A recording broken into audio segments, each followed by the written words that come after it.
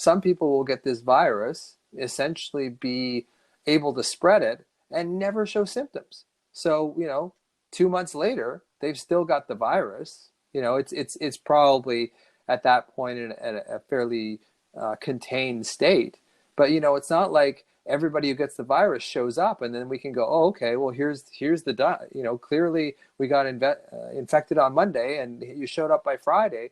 Now, some people don't have symptoms. Welcome to the Pave Your Paradise podcast. I'm Mandy Ross, international media personality, speaker, writer, life cheerleader, and coach. Each episode, I'll share a guest or an idea to help you blast through your limiting beliefs, nourish your soul, and connect with yourself to take your relationships, health, business, and life to a next level. We don't play small. We're meant for great things. We take our struggles and turn them into slam dunk successes. This is the place for you to create your best you so you can pave your personal path to paradise. Are you with me? Let's do this.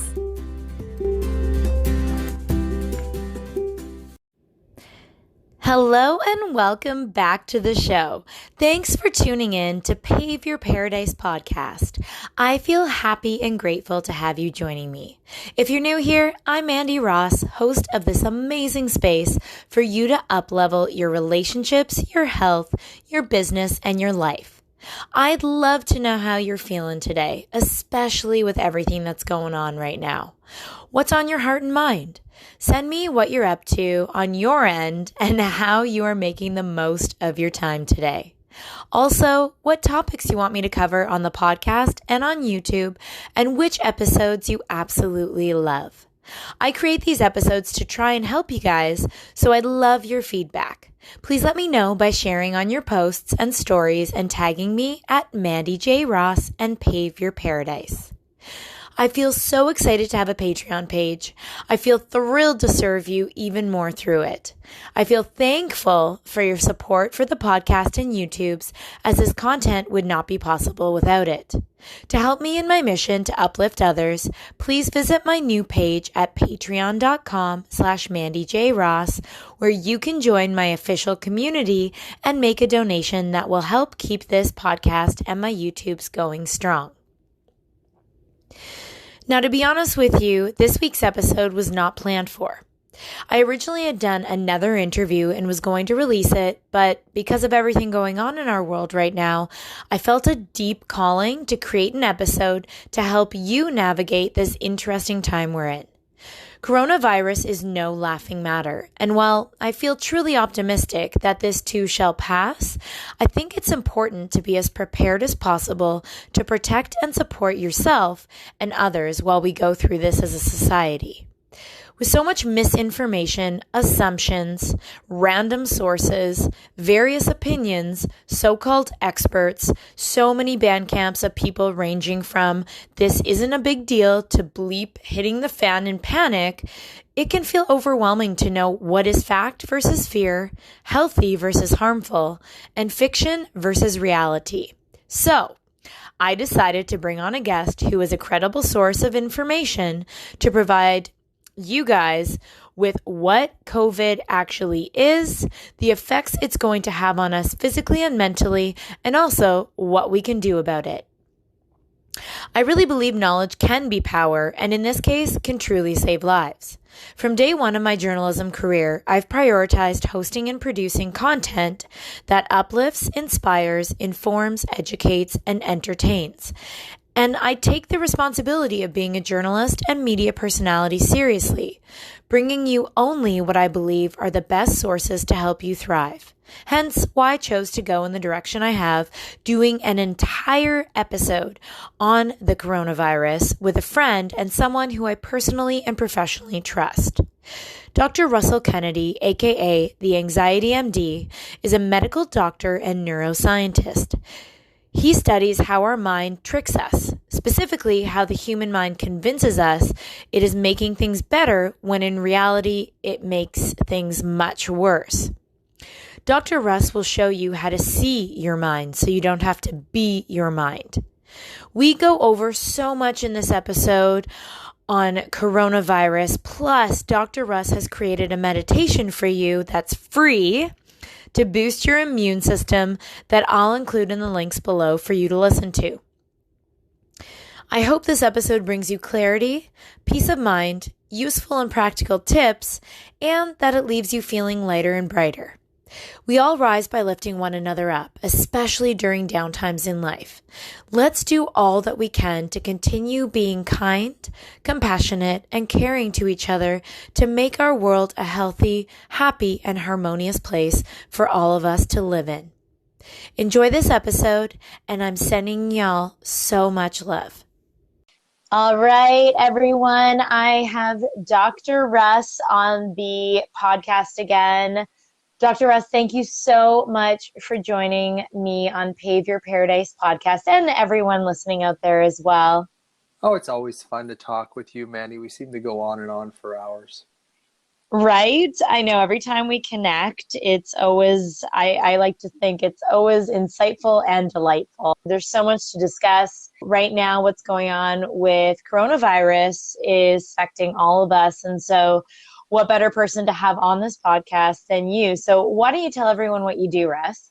Well, I was trained as a medical doctor. I've also got a degree in neuroscience and advanced training in developmental psychology. I specialize in anxiety specifically, but I was a certified yoga and meditation teacher for a number of years and a professional stand-up comic for over 15 years as well. So, I've got a fairly diverse background. I guess I'm not an epidemiologist, so I'm not the perfect person to talk about COVID-19, but, I've got a background in science for sure and medicine. So, yeah, there seems to be a lot of quote unquote experts on this these days. The vast community that I have of contacts, you're definitely someone I'd place on the higher end of knowing really what's up and what's going on. And you had mentioned too that you're on a board. Is it a board of directors of doctors? Well, as well? It's basically a Facebook group for physicians across North America to keep in touch about this virus. So you have to be a physician to be on it. You have to show where your license is from. You have to prove you're a doctor to be on this. And we try and trade information that's coming in from different parts of the country or different parts of the continent, and trade it as quickly and as appropriately as we can. Yeah, and I mean, you have some pretty significant individuals on that. One of the guys is an epidemiologist from Harvard. He's one of the top guys in the thing. So, I trust him. I trust an epidemiologist from Harvard more than I would trust the guy down the street who believes that the virus was manufactured in a lab in China to kill us all in biological warfare. Given those two guys, I would take the Harvard epidemiologist first. Yeah, we're definitely going to get into the misconceptions going on out there because I think there's so many right now. And that's the thing. There's so much misinformation. There's so many assumptions that are floating around, no pun intended. There's all this random sources of information, various opinions, so many band camps of people ranging from, the people that claim that this is all manufactured, this isn't a big deal, it's nothing to even lose, a wink or a sleep over. And then you have the total other end of the spectrum where bleep is hitting the fan right now and they're in panic. So let's just start with the basic, Dr. Russ. What is the coronavirus? Well, it's a virus that's killed by toilet paper, apparently, because that's where everybody's going. Maybe you got to lighten the mood here a little bit, man. It's good to. Coronavirus right? is a group of virus that's been around for millions of years. It was first found in 1960, specifically, and it contributes basically to the common cold, really. There are links to it with influenza and those kind of things, but it's been around for a long time, and really it showed up in a variant as SARS back in 2003, and then in MERS, which is Middle East Respiratory Virus, in 2012, and now it seems to be showing up as COVID-19, which originally they wanted to call SARS-2, kind of like a sequel, because it's very similar to SARS in a lot of ways. It seems to be more infectious. And at this point, we're not sure how virulent it is, like how powerful it is as far as how many people it's going to kill. I think that, the number of cases in the community is probably underreported. So they're basing Mm. a fatality rate based on the cases they know. They haven't really tested a lot, so it's hard to, it's like saying, well, I got 10 raccoons in my backyard and one of them is purple, so 10% of raccoons must be purple, and then we find down the street there's 300 other non-purple raccoons. Now, it's probably one of the worst analogies I've ever heard and I've ever made, but it is one of those things where if you're not testing all the people, how do you know what the rate is? So, it's being, Yeah, yeah, that's definitely something that's crossed my mind as well, is that of the people they've tested, that's what they're basing their facts and figures right. on. And I mean, and even if we know that's true, right? Like it's probably only a small significant amount of the actual people who are infected. And that's a thing. I think that's part of why I think this is so amazing to have you on the podcast, is because I think so much of the fear and the panic is coming from the Of unknown. course.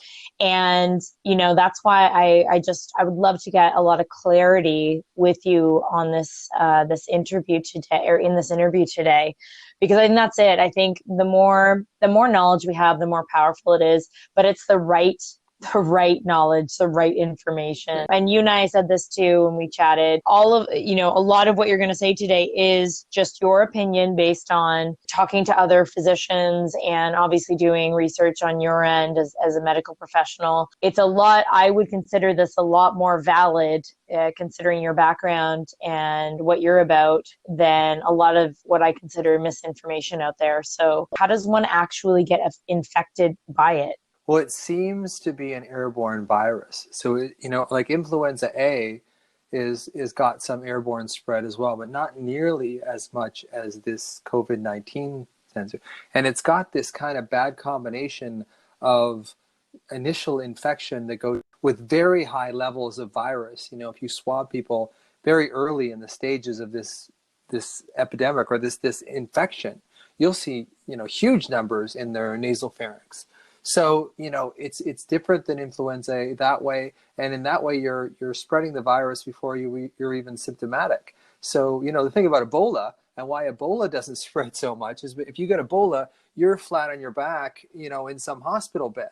Here, if you get Yeah. this, you can travel around and, go to Coachella or, go to the mall, hang around for a while, go to a restaurant at night. You could spread this all over the place. And because you have such a high level early on of, the viral load in your system, it's easy to spread it around. Hmm. So the best thing And yeah, you might not even feel it yet, no, right? exactly. Like you might have it, but you might literally feel like you're completely healthy, nothing's Yep. wrong, and you could be walking around completely able to infect somebody Yeah, and else. 10% of the people get the virus and don't have any symptoms at all. It comes and goes and they don't even know they had it. Crazy. That to me, that part of it is just like mind blowing. Now, for people that are wondering out there who are listening, does it live on surfaces? Does it live on food? If you get into, say, an elevator with someone and they have it, is that how you get it? Like, Well, you could. please explain, can it survive on surfaces? If so, how long? Well, that we don't know so much. I mean, it's better to err on the side of caution. This is where frequent hand washing comes in, or carrying Mm. around these wipes, which, again, we don't know how effective the wipes are, but they're certainly better than nothing. And so, I think I read somewhere, for as far as hand sanitizer is concerned, as long as it's 60% alcohol based or more, that tends to be, yeah, yeah, pretty good to be able to ward off the yeah, germs. yeah, and it also takes the hand sanitizer a little bit to kill the virus too. So you could have your hands coated with hand sanitizer, get some of this on your fingers, and then touch your face before it's managed to kind of dispatch the virus. So it's not like if you walk around with a bunch of hand sanitizer on, you're going to bulletproof. You're not going to be able to get it. Totally. So it is just one of those things where we really have to be careful about how we touch our faces, how we touch our mucous membranes, and that's really what it comes down to is we're getting infected through the mucous membranes. Now, it's spread from an aerosol too. So, if it's spread through breathing, you're not going to stop breathing. You can't stop breathing for 2 months, so you won't get this virus. So I know I tend to, be a little flippant and my humor comes out. That's usually my response to when I, when I get afraid, I start Yeah. making jokes. But, it's basically what happens is that, we can spread this through the air. And then people ask me, well, what about the masks? The surgical masks that I I see. was Yeah. just I Yeah. literally, you read my mind. I said, so what, please clarify for everyone listening what this deal is with people like hoarding face masks and like everyone, like I just went for a walk and I saw a handful of people with these masks Yeah. on. And not just, and like I know there's different grades, quote unquote, of face Yes. masks. So can you please just clear this whole thing up, whether or not they're even efficient or effective at I don't know. I'm not sure what people's intentions are. Please clear this up for everyone. Well, the N95 mask, the one that makes that solid, bridge right around your nose, and they use a lot in industry, to not absorb, particles in the air if you're using like metal saws or band saws or whatever, or stuff that's going to particulate up into the air. That's what they use them for, and they're fairly effective actually at blocking the virus. Now, how long they're good for, they may be only good for 4 to 6 hours, in which case we don't have enough anyway. US hasn't stockpiled. I don't know the situation in Canada, how many N95 masks we have, but the N95 mask is fairly good at blocking, the airborne spread of the virus. But we don't have enough of them, for one, and the ones that we do have should go to our healthcare workers.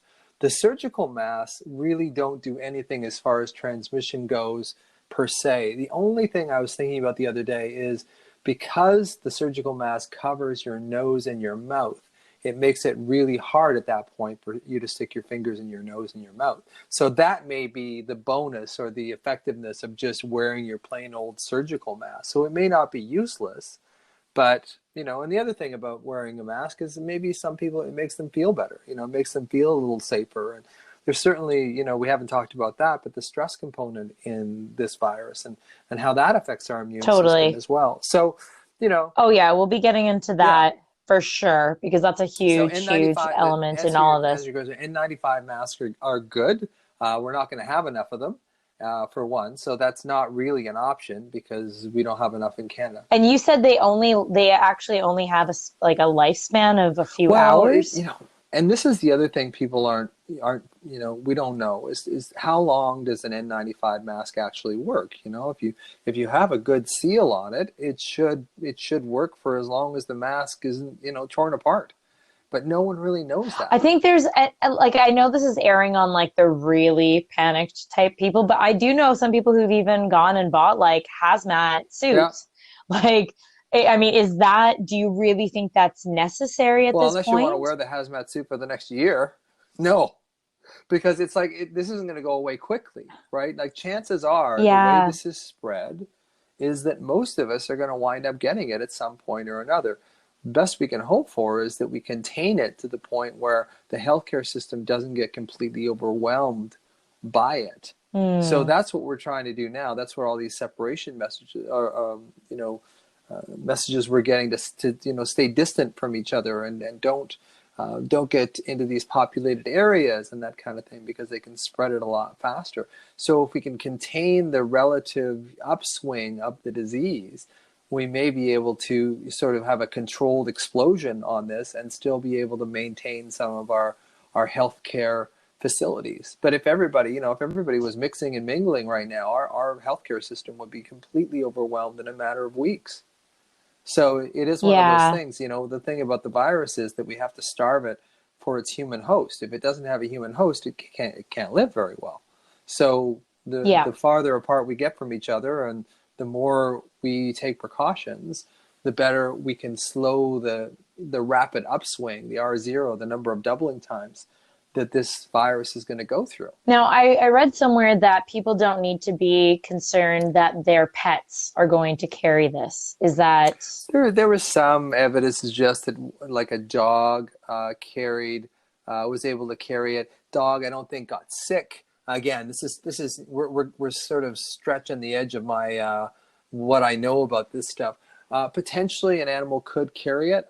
My sense is that it wouldn't be able to shed that much in like a dog or an animal that it's not really bred for. Like this, so COVID-19 was popular in bats and pangolins. Yeah, I Yeah. was gonna say the irony is that it apparently, and you can please clarify this for everyone listening, but it started in Yes, animals. and that's if you look at the DNA typing and what we can see, it started in animals. There's evidence that it came from bats and pangolins, which are kind of like these armadillo little creatures in China, because China's got such a huge Hmm. population, they need to eat a lot of different things, and and there's a lot of finger pointing against the way animals are treated in China and the fact that they're in these wet markets, and it's just basically a petri dish for these viruses. I mean, that's where SARS started. MERS didn't start there, but Yeah, when you have animals and people together in these wet markets where there's no real hygiene and the animals are stressed and sick and the humans are stressed. I mean, it's a natural jump. Yeah. literally like breeding Absolutely, ground. absolutely. So I don't know. I Yeah, don't know if China could even do it because a lot of it in China is poverty too. So they don't have the money to yeah, institute these, you know, precautionary measures that would make these wet markets, yeah, safer. They just don't have it. So it's like going down and asking the homeless people, "Can you, make a nice shed for yourself here? We'll give you some money. You can build a nice little cabin right here." And they don't have the resources. They can't do it. So we're gonna yeah, face we're gonna face these things again. SARS was 2002, totally. MERS is 2012 or 2000. SARS was 2003, 4. MERS was 2012. Here we are, 2020. Every 8 years, it seems like some kind of, corona type virus is getting to us. That's definitely been something that I mean I've read on a lot of these kind of chat lines or posts in terms of, what the real like macro problem is. And a lot of it that I'm reading, a lot of input on just the healthcare system and poverty levels in the world and that kind of thing. So, I mean, this is such a complex issue. And that's why I wanted to have you on today to just clarify, at least on a micro level, what we can do to best deal with Yeah. this just as people. So, I mean, I guess I'm really curious, and I feel like a lot of people out there would be as well, as to if you can actually walk us through the signs. Like you said that sometimes, like, there are times when people will even have it and not show anything, and then they just get better without even experiencing anything physically. But, what are the signs, Russ? And is it common for someone to not show them until after they've been affected? And what is that timeline like? And how do you know if you have it, or if maybe you're just dealing with a cold or a flu and it's not actually coronavirus? Yeah, and this is the thing that's coming out now is that there's no real consistent picture. I mean, there is fever. I mean, that seems to be fairly common. 40 to 60% seem to have fever. Cough seems to be something that's there. A runny nose doesn't really actually seem to be one of the symptoms. So if you have a runny nose, at least in the early stages. In the later stages, you can really get a lot of nasal secretions. But in the early stages, runny nose is typically more of a cough or a cold virus kind of thing. So it's usually upper respiratory tract stuff. Sore throat is a big deal. You can even get a soreness at the back of your sinuses. And it's usually sort of an upper respiratory tract thing initially. And then it kind of, it moves down over the course of time. So, you can get muscle pain, systemic kind of just feeling fatigued, headaches, fever, and then cough. And then if it gets worse, shortness of breath, pneumonia, that kind of thing. It does sort of take a really variable core immune system, and often it's sort of the luck of the draw too. If you are one of those people that it tends to affect your respiratory system, you tend not to do as well. Like if you're a smoker, or if you have a lot of other health concerns, or one of the things about the States is they have a lot of people who are morbidly obese there. Obese is a risk Yeah. factor for dying from this. So that may give the States a little bit higher of a death rate than normal, just because people are already compromised with their weight. So there's a lot of different factors at this point. At this point, we really don't know specifically. And there's I think my instinct is that it's underreported. The death rate will probably wind up being around 1 to 2%. And of course, that's stratified out. Older people will die more. One of the good things about this disease, if there is such a thing, is that it doesn't seem to really be affecting our young people too much. The young people aren't When dying you from it. say young, what do you mean? Well, What our age? sort of, under 25, under 30, that kind of thing. And then there's a varied sort of thing between 30 and sort of 55, and then the 55 to 65, and then 65 and above seems to be the highest risk group. But there are people that Yes. gets it. And Yeah. so if you start feeling like you think that you're having signs, maybe it's COVID-19, maybe it's just you coming down with Yeah. something. What is the best thing you can do to combat getting rid of it out of your system in the fastest way? Well, I mean, stay home for sure if you're sick. For sure, there is some people. My own personal thing is taking vitamin C in fairly high doses. Like, don't give yourself diarrhea, but take 3 to 4,000 grams of milligrams of vitamin C every day. Divided doses. Vitamin D. Take that. Social distancing. Keep yourself away from other people. No handshakes, that kind of thing. But keep up your fluids, of course. There really isn't a whole lot of specific. There was a medication called Tamiflu, or Stalimavir, and that had some promise in SARS of blocking viral transmission through DNA replication. But there really isn't a whole lot that you can do. I mean, if you start getting shortness of breath, It's then you're going to 7 have to o'clock. look at, checking yourself into some sort of healthcare facility. I know here in British Columbia, they are starting to make dedicated testing clinics where you can be by referral only, as far as I know, go in and get a test. My brother works in Emerge over at the Jubilee Hospital here in Victoria, and he says that they can Mm-hmm. they can test you within 3 hours. They can get it back within 3 hours by doing a swab. So it's finding out, and mostly it's just sort of, quarantining yourself. In most, relatively young people, it's going to be a self-limited kind of illness, although it may go on for weeks. Yeah, and that's one thing that I'm really curious as to, this 14 days of quarantine. Where are they getting this number from? Is that really valid? Is it only 14 days? Is it less than like from? Hardcore people, they have, look, because they do have cases of people that were exposed and they know the exposure, and it was 4 days, and they can say, I wasn't exposed to anybody else. This is what I had. And about 4 to 5 days, the virus tends to show up, like a sore throat, or just a general muscle ache kind of thing too. So it does seem like it shows up as early as 4 days, and maybe as late as kind of 10 to 14 days too. And again, the virus is going to act differently in different people depending on how immune solid that they are.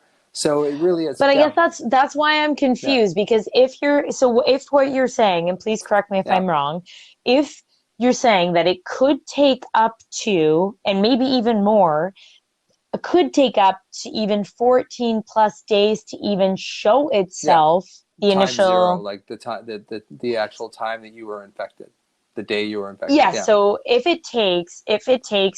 could take 14 plus days to actually show Yeah. itself with symptoms.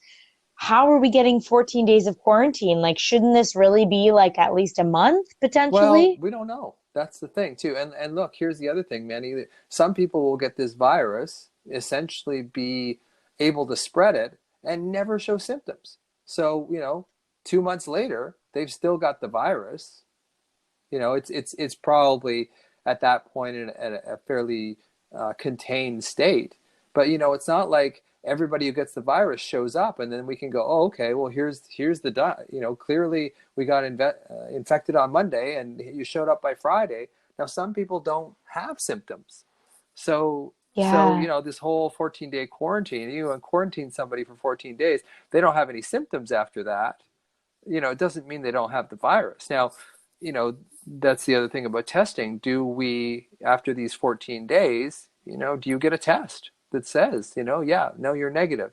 Or do we just go by the fact, oh, you don't have any symptoms, so you don't have the virus, which is not necessarily, as we know, accurate in, 10 or so percent of the population. When should someone actually seek medical help? Because I know one of the big issues that you already brought up is not even so much of us getting it. A majority of us being like people that are not in the high risk category. God rest their souls right now, because I'm praying for everyone that is in that high risk category, which you mentioned is typically someone who already has underlying medical conditions and or the Right. elderly. But when should someone actually seek medical help? Because in the next few weeks, there's going to be this Yep. bombard, if not Yep. sooner, of people needing actual critical medical attention. So, how do we know when it goes from, okay, you know what, I'm going to battle this on my own at Hmm. home versus I need to go and get medical I help? would say if you start getting shortness of breath, if you start having trouble breathing, there was a little thing I saw the other day and it said if you can hold your breath for 10 seconds, you're probably okay. Now, I don't know if that's true, Yeah. but you know what? If you're short of breath, that's a good sign to seek medical attention. You know, And that kind of effect from COVID-19. I mean, I know that obviously you can't give an exact percentage, but like how how much of the population percentage wise would you say really end up suffering significantly, like experiencing the worst of the worst symptoms from this? I mean, I would just take a rough guess at around 10%. And again, Mandy, we So got, that's like yeah. the people that are going to experience it the Yeah, worst. yeah.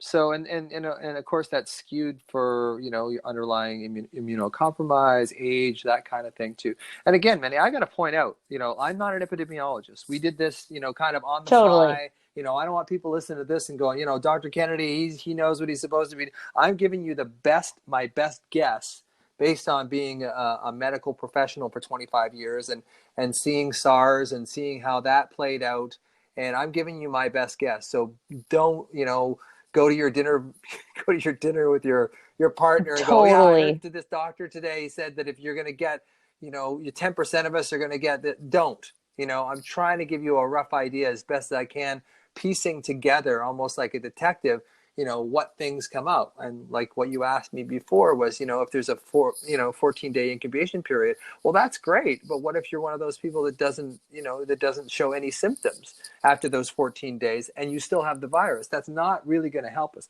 It's a general rule. And I think that's basically all we're stuck with right now, Mandy, is general rules. And I think what happens is, Completely. I yeah, appreciate you. we get into this fear-based thing where we're not thinking with our rational brains, we're thinking with our survival brains, our limbic emotional Yeah. survival brains. And basically, when we get into survival brain, this is why people buy toilet paper, is because you lose your rational brain. Because back in Hmm. caveman days, every threat was physical. So we would react in this huge Hmm. physical way. We would shut off our rational minds because if there's an attack from a neighboring tribe or saber-toothed tigers coming after you, you don't really know if that has to be a Bengal tiger or maybe it's a Siberian. You don't need to know any of that stuff. You basically just need to get the hell out of there. So we've still got a Stone Age brain in a digital world. So we're reacting to this stuff. We go into survival brain, and when we go into survival brain, we don't see the facts, even if they're there. We don't pay attention to them. We make an emotional decision based on what's going on. And I appreciate, helping your listeners out there to try and, ameliorate that a little bit and give them some level of a skeleton that they can follow. So I appreciate that. Yeah, I think that, I mean, that's really it, because I think that, again, I just go back to like, I mean, all it takes is for me to go on Instagram, Yeah, Facebook, you name it out there right now. There's so much yeah. information. And I'm not even talking about the beautiful, funny memes. I mean, I love actually the fact that some people, like, some of the memes are Oh, yeah. horrible, but I love that some people are on it. Like, that's the thing though. It's almost like I almost feel bad saying that because I know that this is something very serious, but I guess I'm wondering if we could get your opinion on like how serious do you, of all your experiences in the medical field over the years, like how serious is this going to get, Well, I've never Russ? seen anything like this. I've been doing this for 25 years. I've never seen anything like this where, events are shut down and that, And, SARS was a big deal, but SARS doesn't have the same infectious rate as this one does. So, we don't know. That's the thing. We don't know at this point. So, I don't want to make I doomsday guess then, predictions, I but guess my, yeah, like, that's what I was gonna lead into is like, have we seen the worst of this in North oh America no, yet? Like not what even in it, close. like what is the timeline on when and how this is actually Three to gonna 7 months. impact us We're going to be in this. Yeah, from we're going to now? be in this for 3 to 7 months. So that's what we're looking at, and I'm not sure. So sorry, when you say 3 to 7 months, you mean That's the how it's like what does until that it actually climaxes and mean? starts going down. So you're saying that potentially the climax could be in three Yeah, months from now. quite possibly, depending on what different countries do, to contain it Yeah. and that kind of thing. Yeah, and again, man, this is my Wow. guess, right? Like this is a guy, Yeah. who I'm an anxiety specialist. I did general Mm-hmm. medicine for a number of years, but now I specialize in anxiety. I'm not an epidemiologist. I'm not a microbiologist. All that Yeah. kind of stuff. But I have seen this stuff before, and I was on the front lines with a lot of these things. Even things like swine flu and that kind of thing. I was in there for that. But Mm-hmm. it doesn't seem to have the same affectability rate as this one does. Mm-hmm. So chances are, I think most people get it on some level. Hopefully, it'll be a fairly, self-limited illness for most of us, and we just have to, make sure as best we can to kind of delay the infection as much as possible. And if you find yourself in a situation where, again, you actually realize that you Yeah, do have it, the best course of action that you can take to heal yeah. yourself, aside from like the vitamin C, the vitamin D, it would be what? Well, I don't know if there is anything, man. I mean, just basically, it's like, what do you tell people that have a cold? I mean, these viruses are related to colds. There's nothing that's going to help you, kill a cold. I mean, some people say zinc, some people say vitamin C, some people say vitamin D. I mean, fill your boots. Don't make yourself sick on vitamins. They're probably not going to hurt you. But there isn't a whole Mm-hmm. lot of evidence. It's just my good friend in Australia, Dr. Jen Draper. She knows a lot. She's and she really advocates vitamin C. Fairly high dose vitamin C for viral infections. Now that's not a general kind of consensus in the medical field because we don't know a whole lot about vitamins. We don't deal with them a lot. And it probably won't hurt you unless you take too much and you wind up getting diarrhea or cramps or whatever. But vitamin D, vitamin C, Mm-hmm. probably a reasonable thing to do. I mean, I think there is some evidence to suggest that things like eucalyptus, essential oil, that kind of stuff helps clear the sinuses a little bit. That may make some difference. But again, Yeah. there's really it's like having a cold. Like, what do you do for a cold? There's really not that much I could Yeah. tell, if somebody, people used to come in all the time in my office and say, I have a cold, I need an antibiotic. Well, colds are viruses. Antibiotics don't work on viruses. They only work on bacteria. So my little joke that I used to say to them all the time is like, well, I could give you an antibiotic and you'd be better in a week. Or I could not give you an antibiotic and you could be better in 7 days. Like, take your pick. So Yeah, that's right.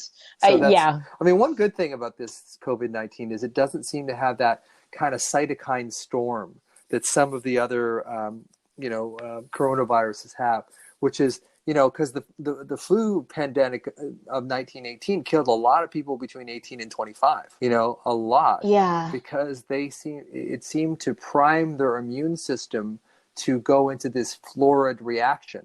And that's what killed them, a lot of it, rather than the underlying virus. Now, this virus doesn't seem to do that, thank God. And again, this virus doesn't seem to affect our youth. I mean, I've got two grandkids, I've got a daughter, I've got two sons. It's one of those things where it's like, okay, well, if this is the way it's going to go, um, I'm glad that the younger generation is going to be spared. Now, I also have a lot of, my mom's 86, my parents-in-law are in their 70s. It's hard, because we don't know what's going to happen with them. Well, that's just it. Like, even right now, myself, like, Yeah. I'm struggling with the fact that I'm young, I'm healthy, knock on wood, literally, but I'm afraid right now to even go and see my Exactly. grandparents in case I'm a Exactly. carrier, like that's what I'm dealing with right now. And I'm sure there's so many people out there listening who are very, very concerned about their, older Absolutely. relatives Yeah. or friends. It's like how to navigate that, like especially when it's something you don't even know Right. you might Yeah. have. And this is really hard. And this is what I'm seeing as people, when they get into the fear phase, they start going, okay, well, I'm only 35, so this is probably not going to affect me. So, and then, well, what about the people that are 70? What about the people that have looked after you your whole life, your mom, your dad, that kind of stuff? What about them? Like, why are we just automatically discounting them? Oh, I'm probably okay because, I'm 35. Well, what about them? What about them? That's one of the things that bugs me is that all this stuff, oh well, it's probably, and I'm maybe as guilty of it as anyone else because I've been saying in this thing it does seem to spare our younger people for sure. But yeah, I mean, they're people we love, right? And chances are we're gonna, not to get too much of a downer, but we're gonna lose some people we love in this thing, over the next year. And I Yeah. think it's just it's coming together as human beings and being able to support each other. And on some level, this virus is going to be the best thing that ever happened to us, and on another level, it's going to be the worst thing that ever happened to us. One of the things that I'm really curious from your standpoint is just if you can clear up, because I think there is so much good information out there, but there's so much Hmm. misinformation. What are some of the common misconceptions or worst like misinformation you've read, heard, or seen that's out there? Oh, geez, I have to think about that for a sec because I mean, the whole bioterrorism thing is a big one. Just trying to think of what other sort of misinformation stuff comes out. I don't tend to pay a lot of attention to that stuff, Manny. Like I think that's part of my medical training, my scientific training. When I see something that this makes totally no sense to me, I'm not going to spend a whole lot of time reading it. So I'm probably not the best guy to ask about the crazy, wacky kind of scenarios because when I see them, it's like, well, this doesn't deserve my time.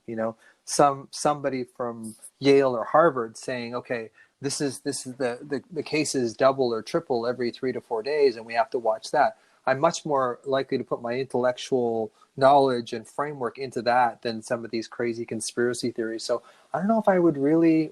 Maybe I'll ask you what's kind of the weird ones that you've seen. Thank you. I feel grateful that you asked because there's a few that actually while we were discussing this question in particular, a few popped into my head. So for example, it's not as much of a misconception as it makes me wonder though, like the validity. I've seen a lot of people reposting Yes. other things that, for example, I've seen a few different long letters written apparently by people who are Yep. currently in Italy or people in Spain, different countries that are apparently being far more affected than us right now.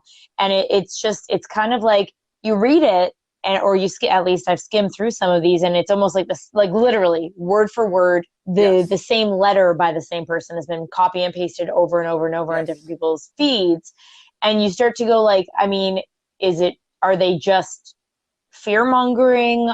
Is this true? Could this actually be happening right now? Is this valid? Like, is this something I even need to pay attention to? Am I just feeding into fear in this way? Like, I mean, I guess that's kind of like, Well, they kind of what dangle the carrot, is it? Yeah, Should we just close that yeah, off? in a Like, way, they you kind know of what I dangle the mean? carrot there. So a lot of these little things have a little thing. Like one of them, I remember saying, the virus can't survive at 26 or 27 degrees. And maybe I'm misreading this because I probably didn't read it that carefully. But the last time I checked, when I went to medical school, human temperature was 37 degrees. So that doesn't make a whole lot of sense. Maybe they were referring it can't Mm-hmm. survive outside at 26 or 27 degrees.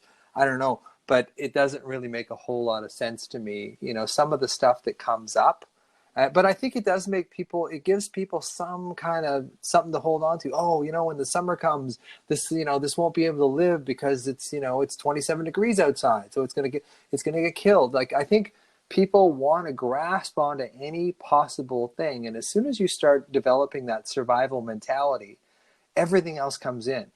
Being a human kind of neuroscientist, and I really study how people process Mm-hmm. information and stuff. As soon as you start going into survival brain, you've lost, 70% of your brain. You've lost 70% of your rationality. And things that looked stupidly ridiculous 10 minutes before, now all of a sudden, seem kind of, oh, I guess that's possible.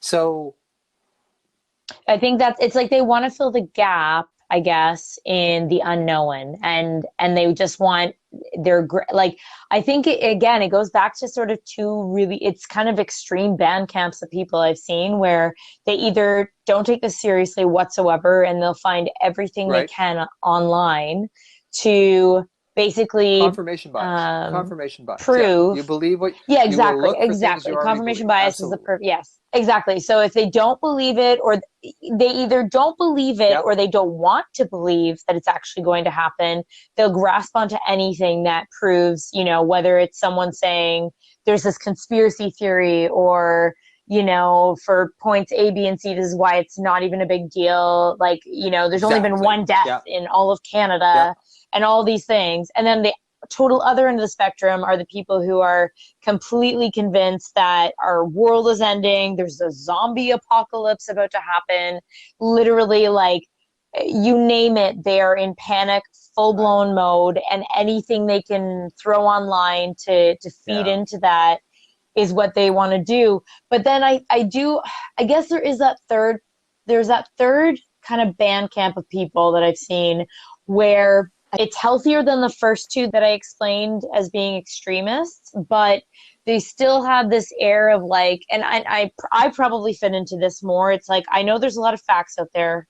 I know that there's definitely caution right now. Like I'm definitely, and I won't say it's like I'm not completely scared, but I definitely know that this is something that I need to at least prepare myself for, whatever that means.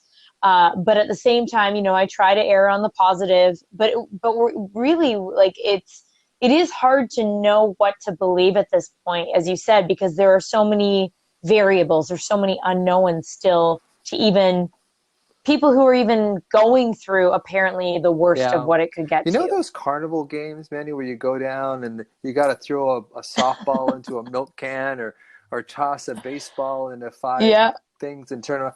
The only way to win those games is not to play them. That's the thing. So when you get into this thing about, the Mm, fear and all that kind of stuff, it's basically what you have to do is really sort of go into yourself and just kind of like, you know what, how much control do you think I have? It's like my friend Kevin Fox, one of my favorite yeah. comedians of all time. He was sitting at a bar in the United States after doing a show. He's a great stand-up comic, and one of the guys came up to him and said, "Hey, he was an American guy, and he says to Kevin, he goes, Kevin's Canadian, he goes, how come you didn't come to war with us?" And Kevin looked at him and said, "Hey, man, it wasn't my call."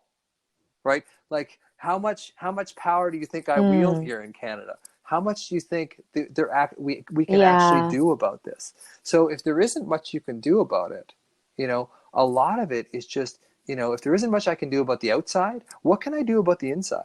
Can I take care of myself? Can I Yeah. drink water? Can I put my hand on my chest? Can I focus on I'm safe in this moment? Can I focus on the fact that I'm like everybody listening right now, like look around in the room that you're in, if you're lying on your bed or you're sitting somewhere, and just ask yourself, are you safe? Are you safe like right now? Are you safe?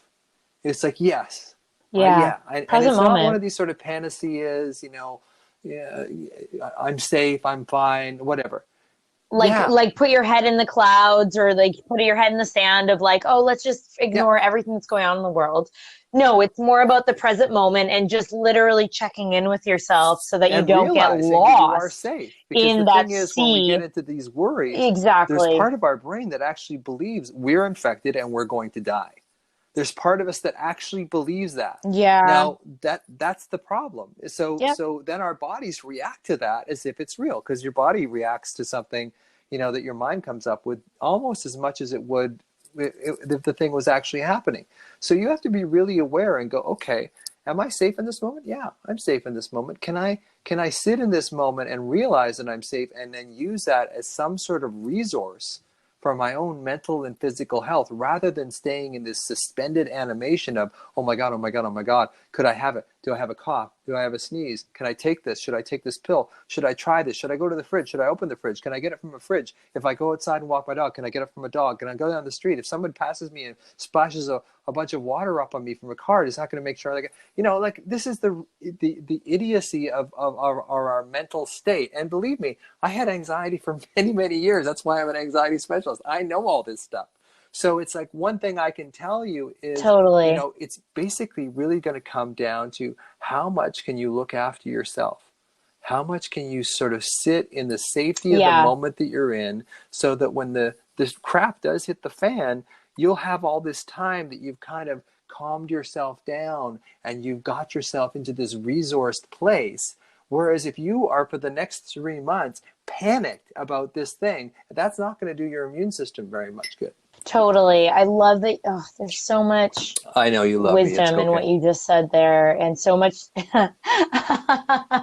Well, I love how wise you are, and I love how you really do And I bring have us all back abs down too. to earth Did you because, see that picture, like, of me in Mexico? Like, I've got abs I as mean, well. Like, there. I'm not just a doctor. Well, we all know you have a very Oh, of loving course. marriage, Dr. Russ. But that being said, no, I really do love just some of the philosophies that you have in terms of dealing with this, because I think you're right on a micro scale. It's really important to just start with That's yourself. all you can You do. know, it's again, it goes back Yeah. to that Unless you have kids. exactly, right? You can't pour from an empty cup. Exactly. But that's the thing. You have to start with yourself in this world. When we're dealing with something like this, it's so easy to get overwhelmed so quickly with the amount. And I mean, I would say in the last few days alone, the amount of news, the amount of updates, it is so hyper stimulating, and Yeah. it can be so overwhelming for even someone who typically is very grounded. Like, I would consider myself very grounded, and even I found myself at times going like, whoa, I Yeah. need to shut the news off, or, oh, okay, I need to literally stop reading my social media feeds, because it's literally, there is no shortage of, everyone has an opinion, Everyone's an everyone is expert. spewing out info. Yeah. Exactly, right? Everyone's an expert. So it can get really overwhelming, especially like I would definitely consider myself an empath, and being hypersensitive.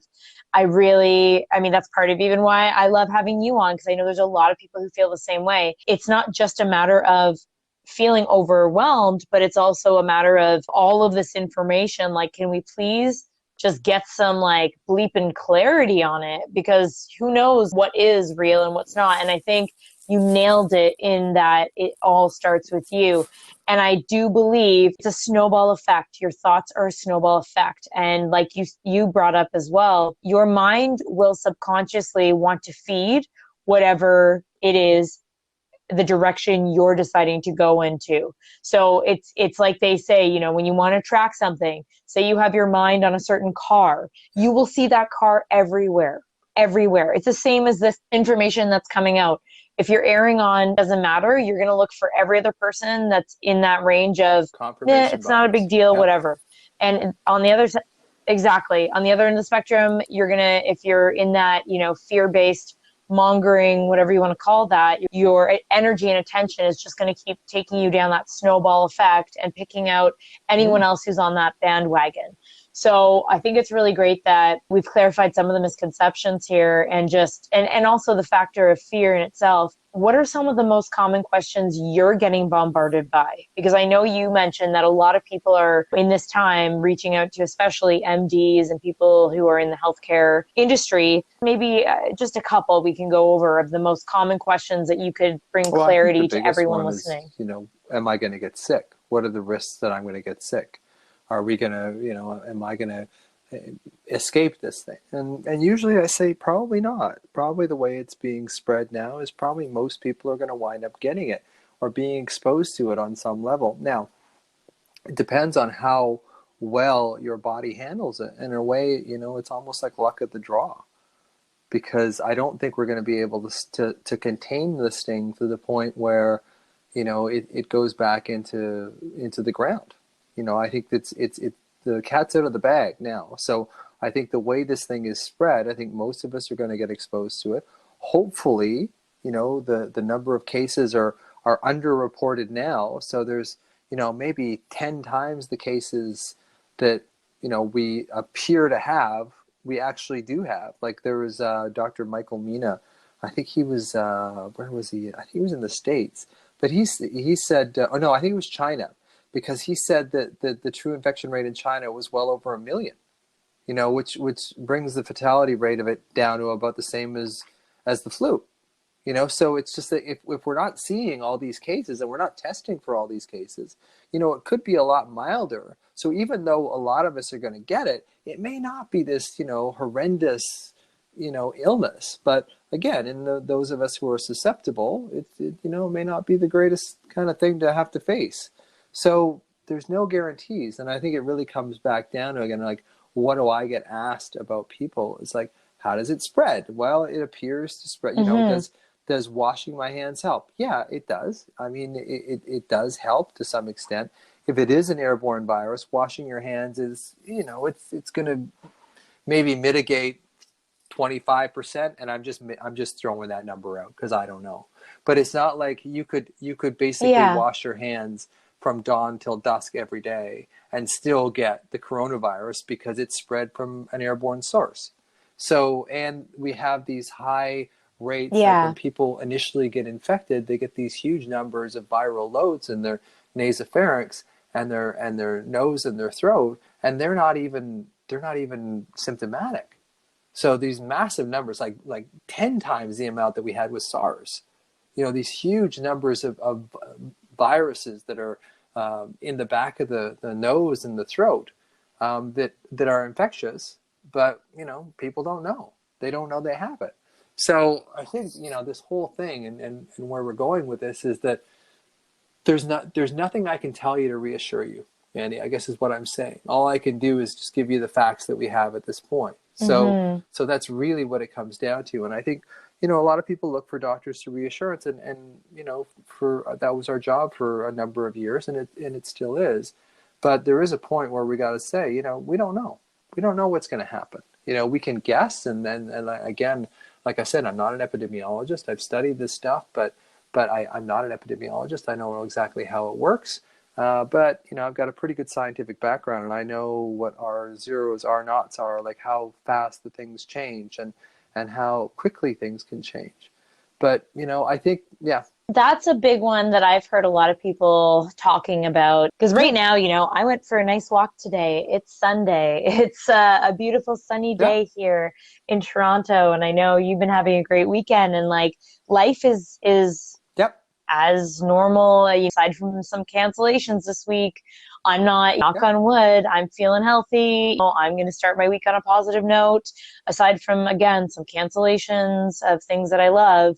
Given today's date, based on from what you've experienced and researched and all of that from your end, when do you feel like we're going to really start to feel this as Canada? 3 to 4 weeks, 3 to 4 weeks from now, we'll really start seeing pressure on hospitals and that kind of thing. Yeah. Do you think it could even be sooner? It's possible. It's possible. Just by the way that Canada's handled this so far, and the fact that most people are kind of staying home and not giving the virus a bunch of human hosts to bounce between, I think they'll slow the curve for sure.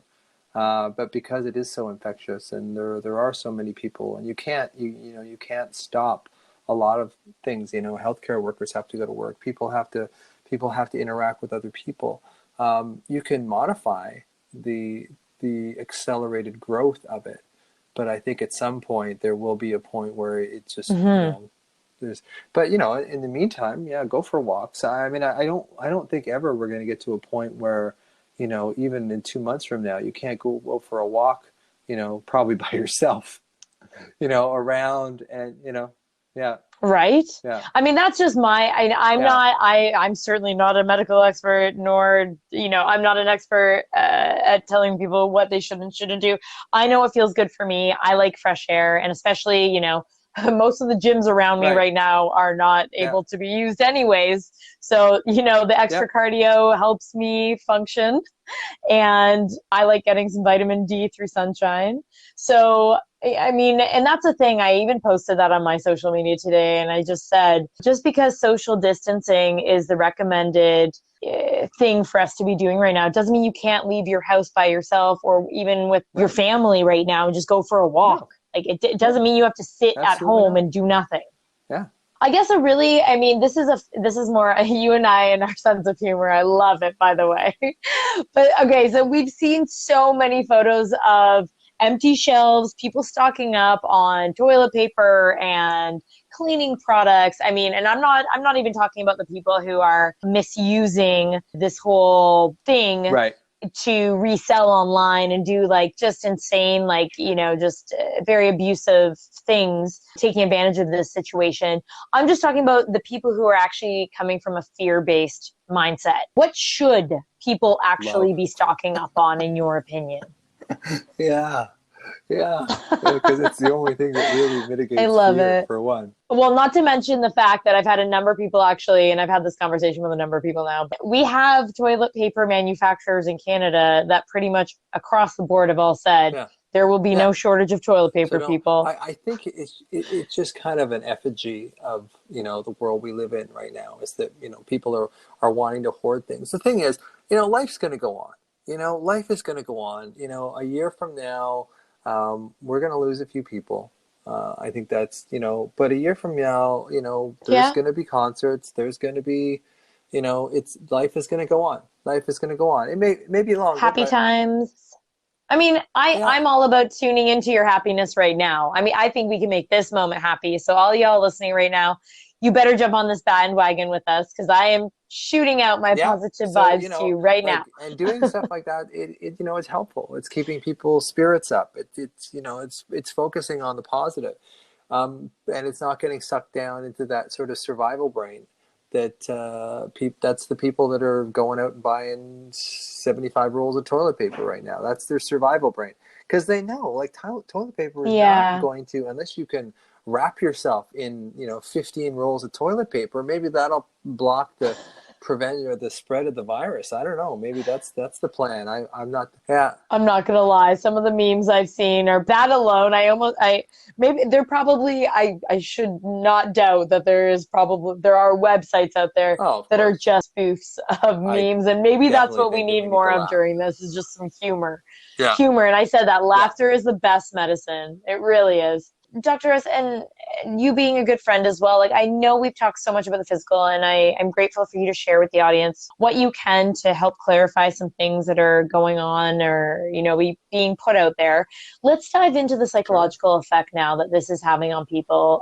Just because you are known as the Anxiety MD, I know you put out so much useful and beneficial content out there, and you work with so many people. And I mean, this is definitely, I've seen this just based on and watching people online. And I'm just going to say this, I get the sense that this situation is really triggering people, and it's actually hyper stimulating something that they're feeling within. So if they're prone to being fear-based mindset, it's making that come out. If they're prone to kind of being like, I don't want to hear about the negative, I just want to focus on the positive, it kind of makes those people do that even more. It's kind of like it just accentuates Yeah. what their vibe kind of is. I would really love to know, what are your thoughts on the emotional and mental toll that this is having right now, and also just the short term, but also the long term effect of what this kind of Well, situation it's is going to have interesting, on our because you society. look at times of war, people come together in times of war. When you have a common enemy, people come together. It's one of the few times that we actually feel. I know some people who said that World War II was the best time of their lives, because we didn't have this fundamental mistrust of other people, and we could actually be connected to each other, and not have to worry about all these things that we get into our heads about. Do they like me? Do they not like me? Is this going to be a problem or whatever? You're united. So on some level, that's why I said earlier on, this is going to be the best thing that ever happened to us and the worst thing that ever happened to us on some levels. So it does force us, if you look at Italy now, like there's people out on their balconies playing violins and singing, and they're actually really connecting with each other. And that's really helping their immune systems. You know, it really is. And this fear, this fear, this Mm-hmm. isolationist sort of mentality that we get alarmed. And this is what happens is we get this alarm, and this alarm is in our body. This is alarm from from our ancestors and from cave people. We've had this alarm in our system since humans have been humans. So it's what you do with it isn't what makes the difference. So if you have alarm in your system and you're carrying it around, your brain, which is just a mind, which is just a fundamental make sense meaning making machine, it's going to read that alarm that you've got in your body, and it's going to make up a horrible story about it because it hates the dissonance. It hates the feeling like, what's going on in my gut? I have this big idea that this impending doom's going to happen, and then the left hemisphere of the brain can't handle that for too long. Yeah. So what it has to do is, it's like, okay, well, let's reduce the dissonance here. Let's reduce the uncertainty by making a worry about this.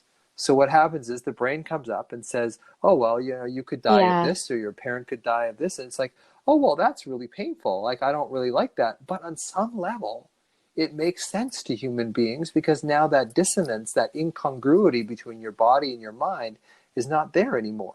So your body feels, body Oh, feels okay, this okay. alarm, and your brain has to make sense of that alarm. And the best way it makes sense of an alarm is to make an alarming story. And then the whole cycle starts on itself. What you're saying, to clarify that, is basically when someone has an unknown, our brain will naturally try to fill in the gap.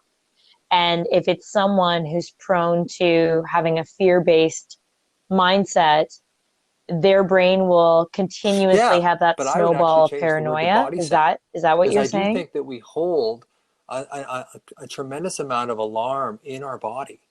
We think that anxiety and mental health issue are Mm. something that are just brain based, but a lot of it actually is in our body. A lot of it we store, and a lot of it, when we can't handle something, especially as children, we offload it into the body because the mind can't handle it anymore. And then it just reverberates from that point on. And then that's what creates a lot of anxiety, Hmm. depression, OCD, because our minds basically just are reflecting this repressed, or this alarm that we've pushed down in our systems, sometimes for decades. And then the only way that we make sense of it is to make a worrisome story about it. And then when we make a worrisome story about it, we believe that worrisome story, which goes into our body, which makes more alarm, which impairs our brain even more to be rational. So we're less rational. So then we think of these other stories that are even worse, but because we don't have the rational part of our brain anymore, and we're just dealing with survival brain, these crazy scenarios seem to make perfect sense, which creates more alarm. And it's the whole cycle. So, what we need to do is deal with the That makes body sense. and the mind at the same time. So that's why I said, well, get into your body, like put your hand on your chest, like get into sensation, rub your hands together, touch your face, get into sensation, because you Yes. have to, your sensation you feel in the moment, right? Like as soon as the thing about worries is they're all about the Yes. future. Present Like, oh my moment God, what if I awareness. get this? Or what if my parents get this?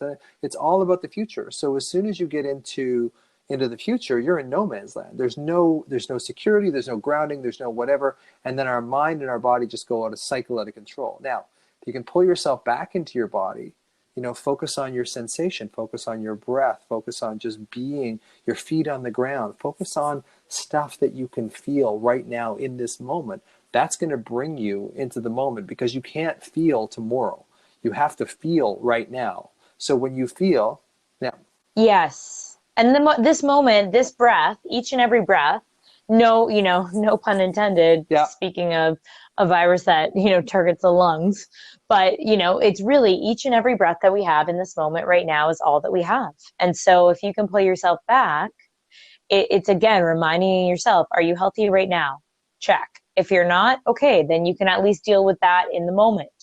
It's not about what's going to happen tomorrow. It's not about worrying what's going to happen, 3 to 6, 3 to 7, 9, whatever, year from now, months. It's what's happening right now. And I think that could alleviate a lot of stress that people are feeling because they're fearful of what's to come. And that unknown is what's really freaking a lot of people out right now.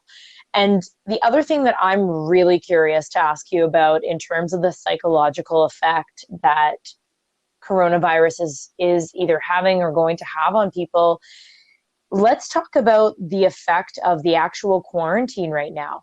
Because it's one thing to know that this is going to physically affect us and to have that pressure already. But the fact that we are all now it's recommended for us to be in quarantine, whether that's on our own, with our family or significant other right now.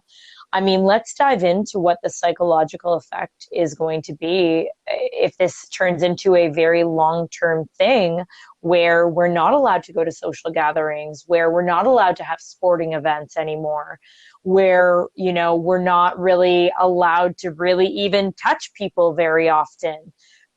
And like, I say this only because I've seen, on the humorous side of things, I've seen videos where they do like mock-ups of people, like kind of avoiding each other to the point where they're like creeping against the wall to wall, like against one another. So they're like the furthest possible away from one another. But there is that kind of sense right now where, again, people are kind of afraid to like even interact in person.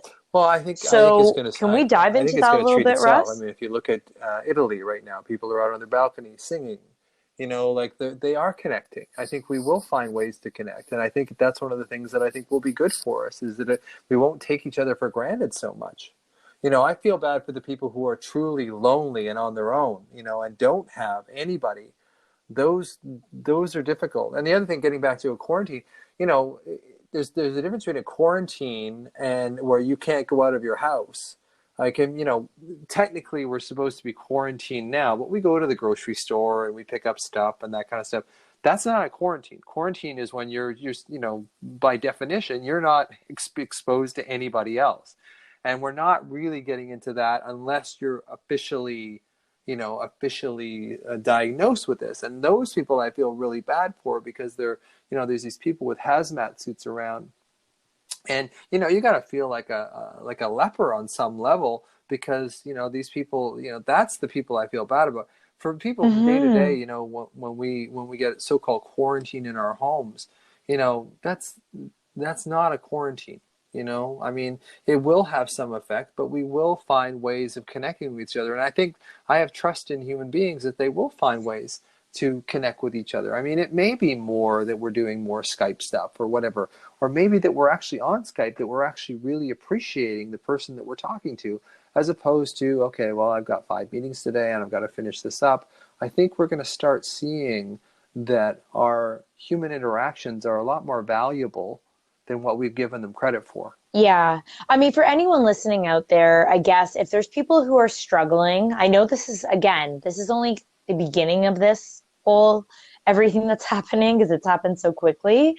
But if there are people out there who are struggling with, say that they are so used to their routine and their lifestyle of going to work, socializing, going to say concerts and get-togethers, going to the gym, watching sporting events on TV or even attending them, all of those things, and you've taken all of that away from them, like what would be your words of wisdom for someone who might be struggling right now, who is feeling that loneliness? They Mm-hmm. might have some, who knows, maybe they are on their own or not, but maybe they have family at home, but they're just the whole like shock and shift of what's going on in the Find another world. way. What would your best It may advice sound be for callous someone or who's whatever, but struggling out there, a Russ? lot of people don't do what they have to do until they're forced to do it, right? So, if you've been isolating yourself or whatever, yeah, there will be a subpopulation that will just, completely dive underground with this. But also, when we're pushed to the wall as human beings, we usually kind of bounce back. So my guess would be that people that are kind of on their own in general are kind of now forced to go out and connect through other means, whether or not that be the internet or whatever, and really find that interaction, even if it is digital, because before they may have just sort of, oh, well, maybe I won't buy, it's like now, in a way, they're going to be forced to go in there and do it and see, perhaps open up a brand new world. Like this virus is going to open up a brand new world for a lot of us. I think it's really important that we stop taking each other for granted so much. Now, 5 years later, we'll probably be doing the exact same thing as we were, 6 months ago. But at least we get a look at what it's like to be really connected. And again, you look at wartime, how connected people were through wartime. And that's what's going to happen. We are going to connect. We are going to Yeah, connect. I definitely see that. I We've been definitely separate do from each see other for that. so long that, it takes something like this to show us that we are social, that we do need to interact with each other. And just because we're not going to the Madonna concert anymore doesn't mean that we're not connected. In fact, you take a bunch of people that go to the Madonna concert and they leave and they're not really that connected. But if you get a bunch of people now who are, really wanted to be interactive with each other, even if that is digital, they're probably really going to find a way of doing it, of getting every drop of that interaction out of a Yeah, Skype call or whatever. Whereas before it was just like, oh yeah, whatever, I think that's it. I think you nailed that one too, in that I think situations like this that are dark and or could be really negative, I think they force you to push you past Of your course. comfort zone and also make you aware of what's really important in your life. And I love to be able to focus on Yeah. that because I do consider myself a life cheerleader. And I know all y'all listening out there know that I only really like to have guests like you, Dr. Russ, who are also lights in this world. I'm really committed to, helping people use their own subconscious mind in their favor as opposed to it, being against them, because so much of our, subconscious or unconscious mind is fear-based, and it winds up just sucking the life out of our lives from behind the scenes, and we don't even know that we're having the life sucked out of us. Totally. It's that adage, as they say, you can really be your own worst enemy. And I think again, in these kind of situations, that I know we've never dealt with anything just like Yeah. this with the coronavirus, but let's just say in general, situations that really push you to your limit and really strip you of what you're used to and take you out of your comfort zone.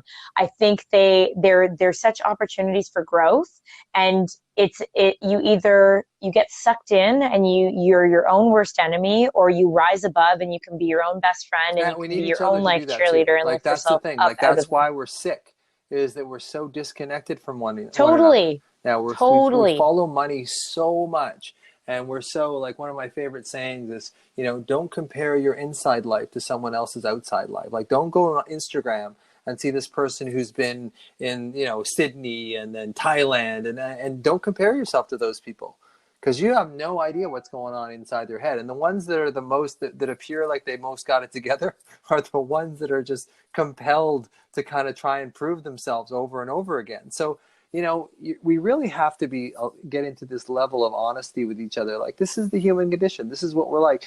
And we thrive when we're connected with each other. That's the way we're supposed to live. That's exactly how our immune systems are supposed to function optimally. Why our health is suffering is because we're just getting more and more separate from each other. Mostly because we're following the money.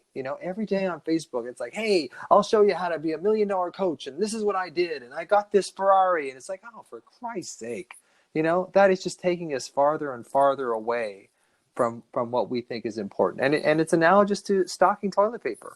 It's like, okay, we'll get all this toilet paper and you'll be happy. It's like, no, you won't. Totally. To me, business always boils down to Yeah. the relationships, the real connection you make with other people. And if you want to be successful, this is completely my own philosophy. It's about really Yeah. connecting to whoever it is you're trying to serve on this planet, right? And so, and I, all the friends I have in my life, including you, Russ, we connect because we are able to be vulnerable and honest with one another. And also really, like, I love what you just said, because it is true. It's all about, rising together. We rise by, that saying, we rise by lifting each other up.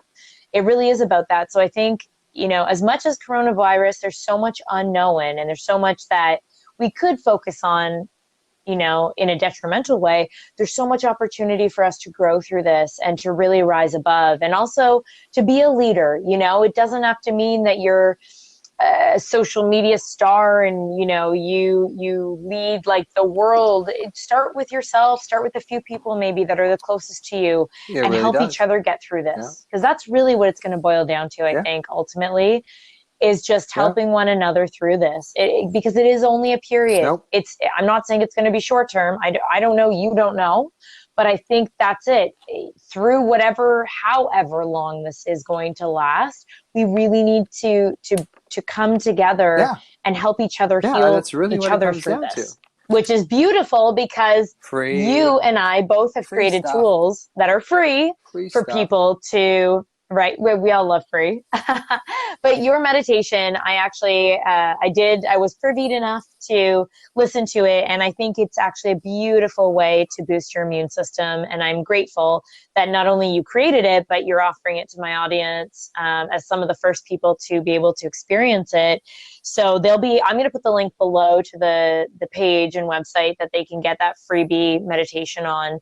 And aside from that, I mean, I'd love to just put it out there to you if there's anything else you want to focus on, or anything you want to provide clarity Well, on I think right it's now really that you're just feeling connecting in with your heart yourself. space to share with It's the so easy to audience. get afraid, and when we get afraid, we split from ourselves. And when we're split from ourselves, we can't do anything. We're basically just fear tuning forks at that point. So it's really connecting with yourself, and that's why I like, creating these hypno meditations for people, because it really is about connecting to your breath, connecting to your sensation, feeling that you're safe in the moment. Because when you do that, you get your rational brain back. When you have your rational brain back, you can actually see the forest for the trees at that point. So that's, I like doing stuff like that because it really does go out into the world, and it does really make a difference for people. And that's, it's a 20-minute meditation, and basically you don't have to, it's not hard. You just basically listen to it. And it is some of those things that it will connect you to yourself. And the more that you do it, the more it will boost your immune system. I mean, Joe Dispenza talks a lot about this, about how your thoughts, create and engineer your body. And I'm a little less, kind of out there than he is, but I do believe that if you focus on your B cells and your T cells, and even if it's for a short period of time a day, that they're strong and they're healthy, their immune system cells, B cells and T cells, their immune system cells, and your immune system is strong, and that your relationship with yourself is strong, you're going to be in the best possible position to combat this virus, or flow through it, or whatever way you want to say it. So it is one of those things that I wanted to create for people and make it free. I didn't want to make any money off of this. I wanted to get out there because I really do feel, we need to connect better with ourselves, and when we do that, we're going to be healthier in general. But I also want to give you that little extra boost about, hey, this is really, pay attention to your immune system. Because maybe the immune cells don't get any better when you think about them, but you're more likely to, instead of picking the choice of the grape pop, to have a clear water instead. Like you're more likely to start looking after yourselves. And I think we've got into this thing in North America where we treat ourselves so much with junk that we don't. And believe me, I'm no health food guru. Like I yesterday I ate half a bag of salt and vinegar chips, and at the end I licked the bag. So it's not like I'm some sort of like, hey, beacon of health, but it's part and parcel of looking after yourself, really. And then when you have that connection with yourself, you just naturally make that connection with others, because your relationship with others can be no better than the relationship you have with yourself. Like, it just can't. So why not optimize your relationship with yourself, optimize your immune system, and then you're most likely to kind of get through this with the minimal amount of trauma. And that's basically what I'm aiming for. So yeah, the Anxiety MD, if you do that, or Russell Kennedy, like Russell in the bushes, and I always say 2 S's, 2 L's, 2 N's. With everything going on, I'm definitely going to be releasing some tools that people can turn to help them through this process and journey. And people can look out for that stuff on all my socials. Everyone knows it's either Pave Your Paradise or Mandy J. Ross, either on YouTube or social media. So that's together. I know you and I are going to be putting out there a lot of beautiful resources for people and tools. Now, what resource would you say, because again, there's so many different, sources that and experts, quote unquote, that are coming out there with this stuff. What's a resource that you would actually say is I mean, reliable that World people could Health, I mean, turn a lot to of for people some get on, information about get down on World coronavirus? Health. They're a pretty conservative outfit, but they're pretty reliable. They don't tend to be out there on the leading edge of stuff a lot. I mean, they try to be for sure. It's mostly this, leading edge are the people that are in China, and we're seeing, and in Italy, we're seeing that from there. But World Health is a pretty good resource for information, and there really isn't. There's nothing that's going to come out. It's like, oh, hey, by the way, we find that if you rub, mandarin oranges on your left thigh, that it's going to cure the virus. We're not going to get that. It's not like there's going to be this brand new, bit of information that's going to change our lives. This is going to get busier. There's going to be more people that struggle with it, and I think it's really a lot of just common sense. If you see somebody on Facebook trying to sell you something for Yeah, 1995, it's probably not going to help. But if you get something from World Health or Canada Health, it's probably going to be fairly good. And then we have in Canada we have 811, so with the nurses line, which is pretty swamped these days, but it's still reasonable. There's the government websites as well. But again, like I said, more information isn't necessarily better. And I think it's really, if there's one thing I wanted to get across, it's just become connected to totally. yourself. Don't watch the news so much. Like it's not going to change. It's not going to change your mind, for one, and it will change your body. Like it will, when you hear this stuff all the time, our bodies can only handle so much negativity. And have a little news break where you can, you get half an hour a day or whatever, and after that, just shut it off. It's not like they're going to say, oh, by the way, coming down your street is this thing, and it's going to kill you, so be careful. You're not going to get any of that. Basically, there's not going to say anything new. It's going to be one of those CNN ticker tapes that they Yeah, just say the same thing over and over and over again. And the more they say it, the more you believe it.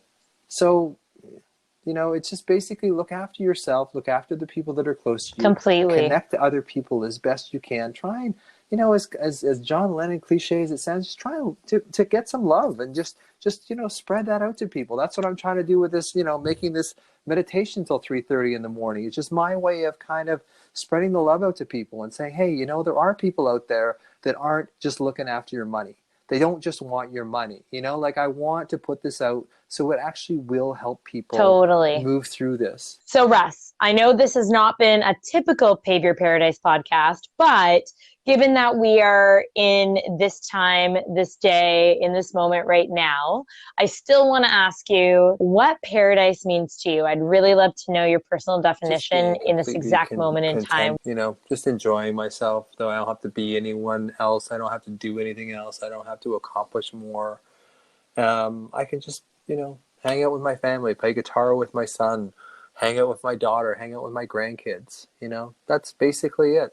Let's And is there see. anything that you I think wish we we pretty talked much about covered it today? all. I just basically want people to, I want the Anxiety MD to go worldwide. I want to be able to, I've spent most of my life learning about this stuff and helping people understand how their subconscious mind works. And I want to be able to have a chance of really having an influence in the world and helping people understand how their mind works against them. So that's my goal. And that being said, how can I and the audience of Well, listeners you serve can say, you? well, how can you help me the best way? I'm making the jokes as far as that goes. I think just, promote my stuff. I've got tons of stuff on Facebook. I've been working hard now for like 2 years and, basically feeling like I've been in anonymity. A lot of it is just like working hard, trying to produce content, trying to help people. And, a lot of the stuff that I have is pretty counterintuitive because I noticed when I was a medical doctor, when they had all this stuff about, CBT and talk therapy, that people really weren't getting better. And until I really figured out that, a lot of our illness is in our body. and it's a lot of negative energy in our body. And talk therapy is brilliant. Talk therapy is fantastic. Yeah. But unless you actually deal with the root of the problem, which is this root of discomfort and impending doom in our body, all that surface stuff in our mind is not going to get us better. We really have to focus on connecting with ourselves, and that doesn't look like everybody else thinks it's supposed to look. You don't have to love yourself and, really connect with yourself and all that kind of. It helps, but it's a big jump for a lot of people, especially in this society. So it's just taking little steps and seeing, hey, maybe this isn't so bad. Maybe I could try this. Maybe I could see about bringing stuff into my body and seeing what works for me, as opposed to just swallowing the medical model and the psychological model and the dogma that, you just have to think better, because that's not what's going to work. That's not what's going to help you. Thinking better helps, but it doesn't cure you. And where is the best place to find you to learn more about you and what you do? I have a YouTube channel, Instagram. I have all that stuff. But if you just Google the Anxiety MD, you can take your pick out of which one you want to check out first. Amazing. Russ, I am so grateful for your time and energy and you sharing and just bringing more light and clarity to the coronavirus, and also how we can best equip ourselves, mentally, physically, and emotionally during this time with so many variables being unknown. And so I want to just thank you, and I'm sure everyone out there listening too has been able to at least take away some golden negative wisdom from our conversation. But I know what's going on. And I want to thank you, Mandy, because none of this would have happened if you hadn't called me up yesterday and said, hey, you know what, you came to me in a meditation, so it's like, obviously we're meant to do something. And then last night I made that meditation. I wouldn't have made that meditation if you hadn't called me yesterday and said, hey, let's do this today. Let's help people. Let's get this out there. So I really owe you a big thanks for kicking me in the butt here and getting this going, because it's really been helpful for me. Aw, well, that's just it. All of you listening out there, obviously Russ and I are friends, and we both do work in trying to create things and tools and content and philosophies and all these things to help you guys listening. And so I think this is a beautiful example of how you can really just link arms with people who are vibrating at that same frequency as you, who are doing good things in the world. And I think more than ever, we're not even face to face right now, right? Doing this podcast, but we're creating value to help you and other people who are going to be listening, in the future to come of this podcast episode with these tools as well. All of this is just a perfect example of how something like coronavirus, that is not a very nice thing, can really bring people together to do great things together. And I think if this podcast, more than anything, can just be an example of what can happen when something negative is going on, and the positive things that can come of it, I think that's a beautiful thing. Yes, we are. Woo! Thanks so much for joining me. If there's anyone you know who you think could benefit from hearing today's episode, it would mean the world if you'd share it with them. Love what you heard? Then please subscribe. If you really love what you heard, then please leave a review with your honest and loving thoughts. This podcast wouldn't be possible without your support. If you feel called to, please make contributions to my podcast fund that helps me to keep it going strong, bringing on amazing guests for you, and to continue the ripple effect of spreading goodness in the world. I appreciate you, your time, and your energy, and I love hearing from you, so drop me a line on social media. As always, I'm wishing you a positive day and your own piece of paradise. Until next time, sending you love and light, and keep shining.